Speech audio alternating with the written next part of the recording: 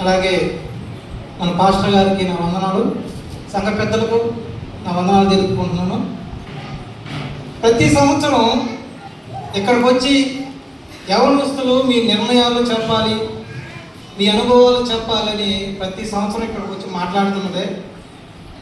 కానీ ఇక్కడికి వచ్చి మాట్లాడుతున్నామంటే ఒక వాగ్దానం చేసినట్టే. మనలో ఉన్న లోటుపాట్లను సరిచేసుకుంటూ ఈ సంవత్సరంలో దేవుని కొరకు ఏ విధంగా చేస్తున్నాం అని మీ ముందు మాటిచ్చినట్టే.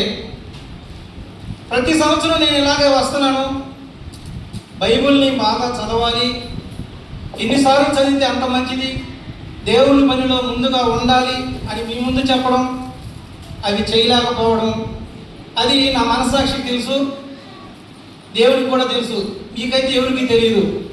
అలాగే ఇప్పుడు కూడా మా అనుభవాలు ముందు సంవత్సరంలో ఏమి నిర్ణయం, కొత్త సంవత్సరంలో వచ్చాం కదా, మీ నిర్ణయాలు చెప్పండి అనే విధంగా ఇక్కడికి వచ్చి మాట్లాడుతున్నాం. ఎప్పటిలాగానే నేను చెప్పి ఏమి చేయకుండా ఉండడం అనేది దేవుని దగ్గర నేను ఆ విషయాన్ని దాచిపెట్టినట్టే. అలాగే ఈ సంవత్సరం కూడా బైబిల్ని చదవాలని, దేవుని పనిలో ముందుకు సాగిపోవాలని అనుకుంటున్నా.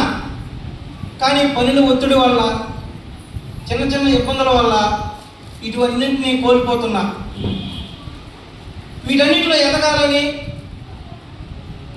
దేవుని పనిలో ముందుకు సాగపోవాలని, నా ఆత్మీయ జీవితం బాగుండాలని నా కొరకు మీరందరూ ప్రార్థన చేయాలి, అలాగా కోరుకుంటున్నాను. అలాగే ఈ సంవత్సరంలో, ఈ 2025వ సంవత్సరంలో దేవుని పనిలో ముందుకు సాగిపోతూ, నాలోని లోటుపాట్లను సరిచేసుకుంటూ, దేవుని కార్యాల్లో ముందున్నారని ఆశిస్తూ ఈ కొద్ది మాటలు ముగించుకుంటున్నా. ఈ అవకాశం ఇచ్చిన పాస్టర్ గారికి నా వందనాలు తెలుపుకుంటున్నాను. అలాగే మీ అందరికీ నూతన సంవత్సర శుభాకాంక్షలు.